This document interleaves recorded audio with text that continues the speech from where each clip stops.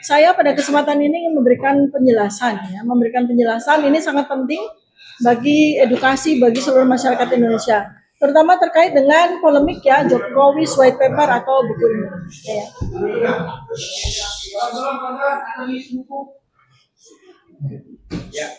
Ya, jadi buku Jokowi White Paper ini ya kami bertiga kami bertiga namanya sebagai penulis di sini ya menggunakan gelar kami. Jadi ini adalah kesepakatan yang kami sampaikan bahwa kami punya gelar dicantumkan sebagai bentuk pertanggungjawaban ilmiah kami. Bahwa ternyata salah satu dari kami ternyata tidak berhak untuk menyandang gelar itu urusan hukumnya dia ya. Nah, jadi buku ini secara ofisial itu mulai lahir di tanggal 16 Juli 2025. Pada saat satu minggu setelah kami melakukan gelar perkara khusus yang pertama ya, di tanggal 9 Juli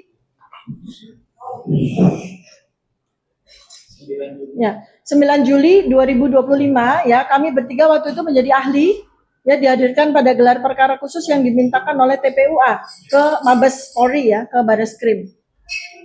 Seminggu setelahnya saya mengajak dua teman saya, Mas Roy Suryo dan Rismon, untuk membuat buku kompilasi dari penelitian kami. Kemudian kami setujui, lalu kemudian di situ kami nyatakan kapan buku ini akan kita terbitkan, akan kita launching ya, tanggal 18 Agustus 2025 sebagai hadiah bagi hari ulang tahun kemerdekaan Republik Indonesia ya. Nah, jadi pada 1 bulan itu kami melakukan kompilasi ya, jadi bukan menulis tapi kami melakukan kompilasi ya. Pada tanggal 16 Juli 2025 kami bersepakat bahwa buku ini sebanyak 500 halaman, di mana saya menulis 200 halaman, Rismon menulis 200 halaman, dan Mas Roy menulis 100 halaman. Tapi dalam perjalanan 1 bulan, Rismon itu minta kepada saya untuk mendapatkan porsi yang lebih banyak, karena katanya adalah dia mau mengungkapkan selengkap-lengkapnya terkait dengan hasil penelitian dia tentang ijazah Joko Widodo ya. Maka saya legowo ya, saya mengurangi hak saya sebanyak 50 halaman ya, saya berikan kepada dia sehingga dia menjadi 250 halaman, dan Mas Roy juga merelakan hak dia untuk menulis 100 halaman. Jadi kronologinya seperti itu. Tapi ternyata dalam perjalanan Rismon memaksa untuk dia memasukkan 480 halaman. Jadi ini ya, bukunya ini Rismon segini nih. Tapi untuk diketahui bersama ya bahwa dia tidak menulis 480 halaman, karena 200 halaman itu adalah suplemen, rumus-rumus yang seharusnya tidak ada di body dari buku. Kalau seorang penulis buku akan tahu bahwa semestinya rumus-rumus itu ya, itu semestinya ada di halaman akhir atau appendix. Jadi bukan menjadi bagian dari penulisan buku tersebut, gitu ya. Ini adalah klarifikasi saya. Kemudian halaman ini menjadi 700 halaman. Saya sebagai orang yang katakanlah mengorbankan diri saya untuk nanti akan melakukan proses pencetakan, dan tentu saja memakan biaya yang besar sekali. Ya. Itu ya sudahlah. Kalau memang buku ini harus 700 halaman ya nggak apa-apa. Karena Rismon bersikeras semua halamannya dimasukkan. Oke, jadi buku yang semula 500 halaman menjadi 700 halaman. Tapi bukan berarti bahwa kemudian dia bisa mengklaim bahwa dia menulis yang terbanyak, bukan. Dia memaksa kita untuk memasukkan semua yang dia tulis di situ. Bahkan saya pun harus mengorbankan sebagian dari beberapa bab saya untuk tidak tercantum di dalam buku ini. Supaya apa? Supaya buku ini bisa dicetak dan kemudian bisa disebarkan ya, bisa disebarkan kepada khalayak dan mampu mereka jangkau. Nah, pada tanggal 17 Agustus 2025 di mana kami itu sudah bersepakat untuk melakukan pre-launching di Jogja, di UC ya, di sebuah kafe di Gajah Mada University, yang menjadi polemik pada saat itu ya. Karena apa? Karena kita kemudian dimatikan lampunya. Masih ingat ya peristiwa itu di mana kami bertiga itu di situ ya. Tidak benar bahwa Rismon menyatakan dia menjadi babunya Roy Suryo, dia yang mengedit dan sebagainya. Itu tidak benar. Saya ini buku dummy ya. Ini buku dummy, buku yang kami cetak, yang saya cetak ya. Saya cetak dengan setengah mati ya. Buku 700 halaman ini kalau dicetak satu buku itu harus mengeluarkan uang 800.000. Nah, kalau dicetak secara massal, baru harganya bisa ditekan. Tapi tidak seperti yang disampaikan oleh Rismon. Rismon tidak mengeluarkan uang sepeser pun untuk mencetak buku. Siapa yang mengeluarkan uang? Orangnya. Bersama dengan beberapa orang PO. Bukan ribuan orang PO, salah besar. Beberapa orang PO. Dan ada sedikit uang dari investor. Dan itu juga kewajiban saya secara pribadi untuk mengembalikan uang investor itu. Sebagian besar adalah uang saya. Saya ini orang biasa, bukan orang yang banyak.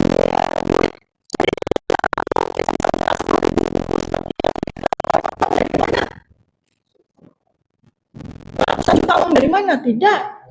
Faktanya, ternyata pada tanggal 17 Agustus 2025, Rismon mencetak bagian dari apa yang dia tulis. Ini 17 Agustus 2025. Rismon pada saat besok paginya itu kami melakukan pre-launching terhadap buku Jokowi's White Paper. Ternyata tanpa sepengetahuan kami dan tanpa izin kami, dia melakukan launching buku yang dia tulis 480 halaman dalam bentuk e-book. Kenapa dia tidak mencetak buku? Karena memang perlu uang besar untuk bisa mencetak buku. Satu ya, persoalan besar pada pencetakan buku adalah uang untuk mencetak buku, bukan keuntungan dari buku itu. Yang perlu kita lakukan, ya ini ada beberapa penulis buku yang terkait dengan buku Jokowi, terkait dengan ijazah. Ada Bang Rizal Fadila, terhenti juga karena memang butuh uang besar untuk mencetak buku. Bang Bonatua Silalahi juga barusan merilis buku. Mampunya bisa merilis buku e-book. Karena mencetak buku fisik ini biayanya sangat besar. Belum lagi risikonya. Gara-gara dia kemudian malah menyebarkan PDF-nya, maka kemudian sampai dengan hari ini, buku di gudang kami, buku Jokowi's White Paper ini masih ada ribuan. Ini yang mau dituntut sama Rismon. Kalau dia mau uang, bantu, silakan jual ribuan ini. Silakan, kalau dia mau uang, silakan. Kan itu, jangan apa-apa minta uang. Dan supaya diketahui ya, dari kita bersepakat 3 orang royalti, hanya Rismon yang menerima uang royalti. Saya sama Mas Roy sama sekali belum menerima uang royalti. Berapa persen uang royalti yang secara lazim diterima oleh penulis buku? Kalau kita menjual buku kita di Gramedia berapa? 10%. Kalau kita mau menjual buku di mana 10%. Dan 10% itu hak kita. Tapi bahkan ketika buku belum selesai belum dijual, Rismon sudah minta haknya loh. Jadi nggak benar. Kalau buku ribuan seperti yang dia sampaikan, kemudian dia minta dibagi atau tidak ada transparansi. Sekarang pertanyaan saya, kemana dia waktu saya pontang-panting mencari uang untuk mencetak buku? Kemana dia? Setelah buku itu tercetak, kemana dia membantu saya untuk menjual buku? Kemana dia? Nggak ada kontribusi sama sekali dia dalam mengapa di ujung dia minta pembagian buku. Pembagian buku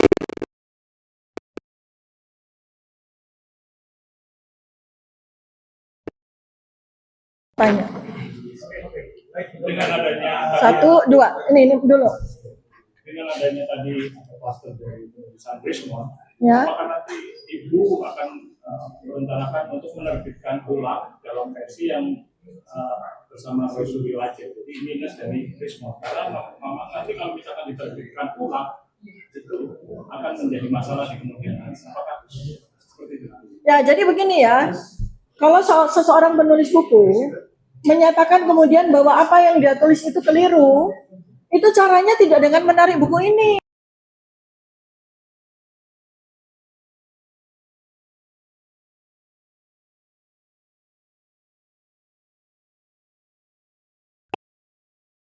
Tunjukkan bahwa Rismon memang bukan seorang ilmuwan. Bagaimana mungkin seorang ilmuwan mengaku bahwa ratusan halaman karyanya itu salah? Ilmuwan macam apa itu? Saya dengan 200 halaman saya meyakini apa yang saya tulis benar. Kan begitu. Masa ada seorang ilmuwan menulis buku, semua bukunya dari halaman 1 sampai halaman 480 salah? Ya kan? Seperti itu. Lalu rencana seperti itu belum terpikirkan oleh kami, tapi yang jelas ya, pada waktu kami itu diperiksa, lalu kemudian kami punya ahli ya, ahli yang memiliki ilmu digital forensik ya, itu Profesor Tono Saksono dan Dr. Ridho Rahmadi, keduanya menyatakan bahwa apa yang ditulis Rismon itu benar, valid. Jadi kan aneh banget ya seorang Rismon ini kan, di mana dia menulis karya yang baik ya, kemudian karya yang baik itu divalidasi oleh dua orang ilmuwan yang gak kaleng-kaleng, ilmuwan kelas dunia, Profesor Tono Saksono dan Dr. Ridho Rahmadi, lalu kemudian dia menyatakan bahwa karya dia salah. Kan aneh sekali itu. Orang itu aneh. Silakan. Tadi dokter mengatakan bahwa saat pembuatan buku tersebut itu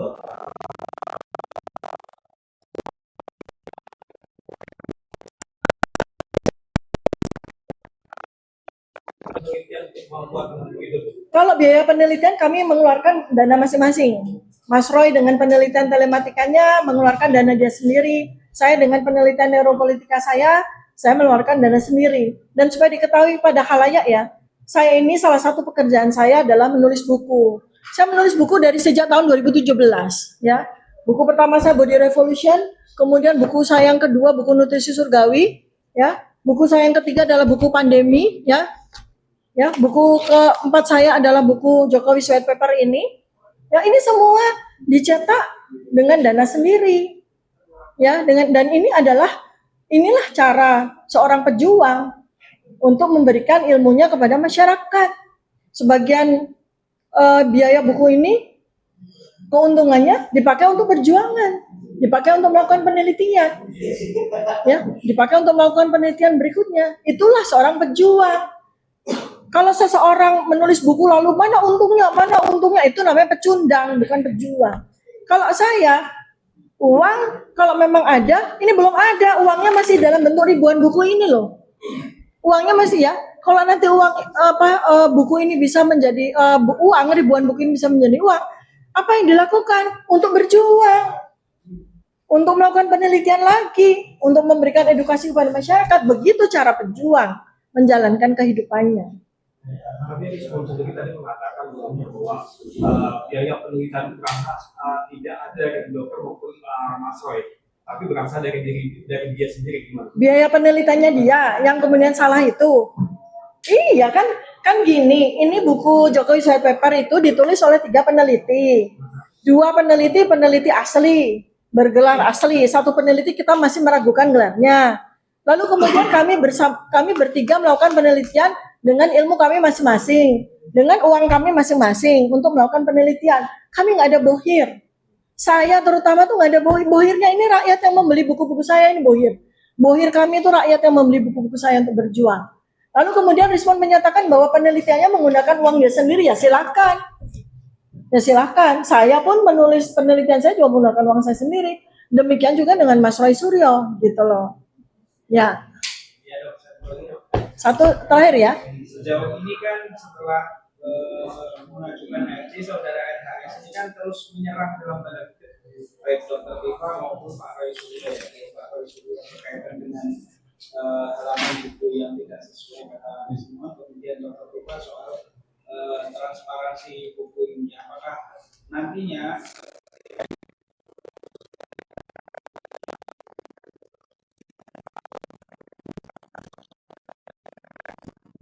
tentu saja yang perlu dipikirkan oleh Rismon ya, itu adalah bagaimana dia mempertanggungjawabkan gelar dia yang dia tulis di KTP ini loh. Ini dulu, jangan sibuk untuk menyerang sana menyerang sini. Ini berat sekali nih pertanggungjawaban, pidana 10 tahun dengan denda 1 miliar ini, menggunakan gelar untuk menipu rakyat, untuk menipu orang, apalagi dipakai ini gelarnya. Ini dulu Rismon. Ini dulu kamu pertanggungjawabkan. Saya tentunya ingin gelarmu ini asli. Saya, Dr. Tifa, sangat ingin gelarmu ini asli. Saya tidak akan bertepuk tangan sorak-sorak ketika ternyata gelarmu palsu. Enggak, sedih saya. Sedih. Karena kamu itu orang yang punya ilmu baik. Tapi apa artinya orang yang punya ilmu baik, tapi dia dengan kesadaran dia melakukan penipuan terhadap 280 juta rakyat Indonesia. Gak ada artinya. Ya, itu yang bisa saya sampaikan pada penjelasan saya terkait dengan buku. Mudah-mudahan seluruh rakyat Indonesia menerima penjelasan saya dengan jelas ya, sejelas mungkin. Insya Allah membawa manfaat bagi kita semua. Terakhir dari saya adalah kita pejuang ya yang berada di lapangan, berjuang itu tidak butuh bohir, tidak perlu harus tunggu bohir dulu seperti termul-termul, tidak. Kita berjuang dengan tangan kita sendiri. Apa yang kita bisa lakukan, kita lakukan. Kita menulis buku untuk dana perjuangan. Kita membuat sesuatu untuk dana perjuangan. Kita bikin kaos untuk dana perjuangan. Itulah pejuang. Tapi kalau orang yang belum apa-apa sudah nyari untung dan sebagainya, itu pecundang, bukan pejuang. Terima kasih. Assalamualaikum warahmatullahi wabarakatuh.